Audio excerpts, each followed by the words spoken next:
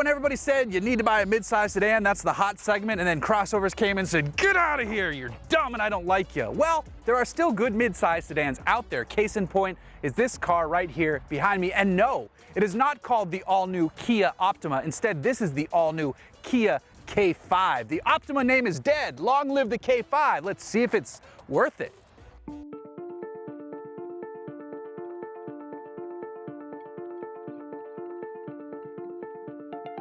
So yes, get used to it. This is not the Optima anymore. And it is not a Blazer. I was kind of excited that Kia was gonna do their take on Chevy's Blazer, but we already got the Telluride and that's pretty darn good. It's actually better than the current Blazer we get now, but I'm digressing from what we're here to talk about, and that is the new K5. And I do wanna talk about it because it's good. So let's talk design for a minute, because Kia is doing a good job of riding the line between too much and just enough. There are some really cool design features on this car.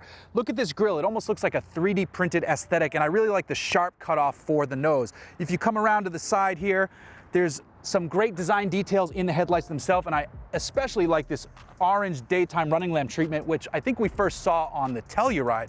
Moving over, we've got some actual design to the wheels. There's a great shoulder line as well, but there's not too much. It's just enough to make this stand out in the sea of midsize crossovers, so you know you're looking at a Kia and you're looking at a really good looking one.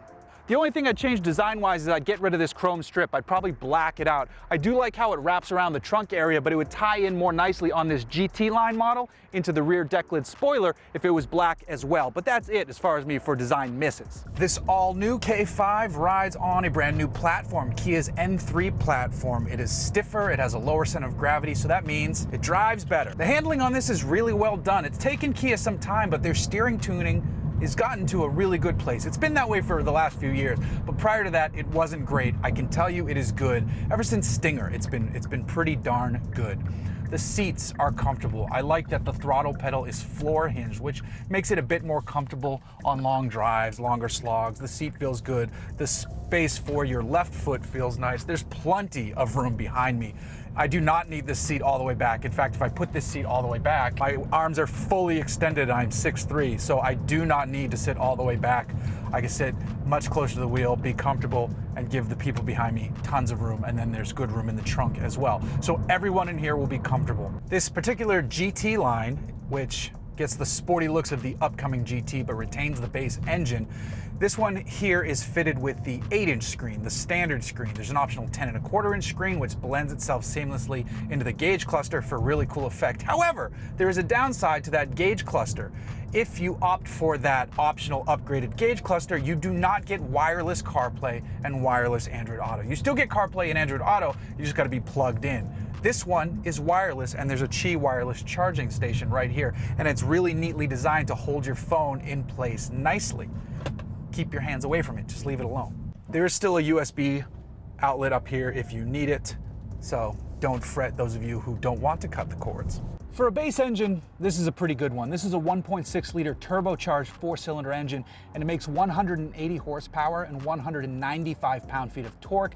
It sends the power to the front wheels as standard, though all-wheel drive is optional, and it is backed up by an 8-speed automatic gearbox. So the more exciting engine that I mentioned is the 2.5 liter turbocharged unit that makes 290 horsepower, and it cranks out a mighty impressive 311 pound-feet of torque.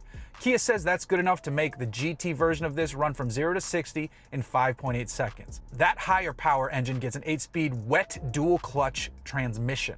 Not only is there good tech in here, it's quiet, and that's because every K5 has acoustic laminated front glass for better sound reduction and a quieter cabin space. Remember when that was a feature on higher-end luxury cars? This is more proof that cars are universally good at every level. So the standard setup is front-wheel drive. Kia will offer optional all-wheel drive, and it can vector torque front and rear, and it's adjustable based on road conditions, as there's a snow mode that alters torque delivery further. It's a front-wheel drive base system, but it will send power to the rear as needed. Other driving modes include normal, smart, sport, and custom. These adjust engine response, transmission response, and steering mapping. Honestly, just leaving it in normal is fine. That will probably be a different story on the sportier GT version. to keep harping on about how nice it is in here, you can get your Kia K5 fitted with ambient interior lighting on the dash and doors. You can get a head-up display. There's heated and ventilated front seats, heated rear seats, an air purification system, and a panoramic sunroof. This is almost wild how nice this car can be at a very good price point. So all this does, driving this one, all this does is make me pine for the upcoming GT version, the full GT, with 290 horsepower. That is going to be a legitimately entertaining vehicle to drive, even if it's front-wheel drive, all-wheel drive. A biased all-wheel drive system sending power to the front, but with torque vectoring to send it to the rear as needed. So not all is lost. And it won't be that expensive either. The Kia K5 starts just under $25,000. This one, this GT line, which is very nicely equipped, minus the optional screen I told you not to get, is under $27,000. And then if you step up all the way to the upcoming GT, you have to spend just over $31,000. So you crest the $30,000 mark, but you were getting a midsize sedan with nearly 300 horsepower. Every time we review the latest and greatest from Kia, you can't help but think, man, Kia is really kicking butt, and it's no different here on the K5. Gone is the Optima name, but much more appreciated is the arrival of this all-new 2021 K5. This is a seriously good car. So when it all comes down to it, the Kia K5 is an excellent option in the midsize segment. It's priced well, it has tons of great features, it's really premium feeling inside, and the base engine is a good one. And if you need to get sporty with it, just wait for the GT that's coming out soon after.